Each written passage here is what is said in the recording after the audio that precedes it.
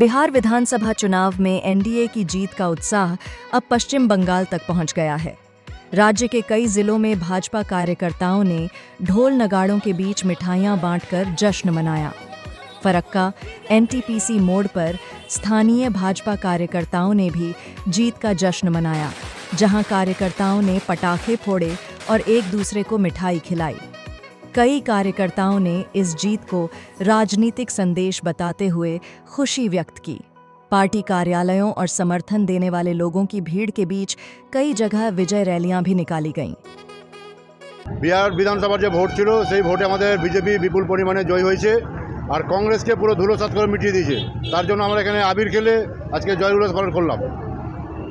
আপনি দেখলেন আমরা আবির খেলে তারপরে মিষ্টিমুখ করে আমরা বিহারে যে জিতেছি তার জন্য আমরা একটা ভালো একটা অনুষ্ঠান পালন করলাম।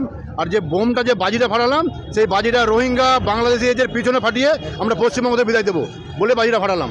আবাসটা যেন আমাদের পুরো রোহিঙ্গাদের কান পর্যন্ত যায়। অবশ্যই আমাদের পশ্চিমবঙ্গে যে রেজাল্ট হয়েছে তার অনেক গুণ ভালো রেজাল্ট হবে। আমাদের বিহারে যে এসআইআর করে অনেক কিছু বাদ গেছে, পরিষ্কারভাবে যে ভোটটা হয়েছে আমরা আশা করি সেই ভোটটা আমাদের পশ্চিমবঙ্গে পরিষ্কারভাবে হবে। আর সেই পরিষ্কার হবে ভোট হওয়ার ফলে আমাদের পশ্চিমবঙ্গে যে রেজাল্ট হবে সেটা দর্শনীয় দেখার মতো রেজাল্ট হবে।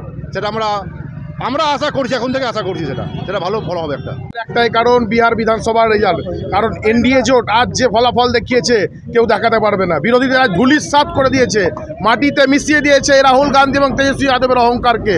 মানুষ ভোটাধিকার ভালো করে প্রয়োগ করলে তাদের ক্ষমতা কি আজ দেখিয়েছে। এসআইআর যে ভুয়ো ভোটার বাদ হয়ে আজ বিহারে যে ইলেকশন হয়েছে সাধারণ মানুষের গণতান্ত্রিক অধিকার তারা আজ দেখিয়েছে।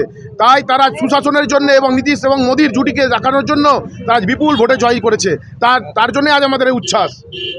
পশ্চিমবঙ্গে তো এর থেকে ভালো ফলাফল হবে, এটা তো দিদির ট্রেলার। হিরক রানী এবার বাইবার হবেই, কারণ দেখুন বিহারে এসআইআর হলো, মানুষের গণতান্ত্রিক অধিকারটা তারা দেখালো।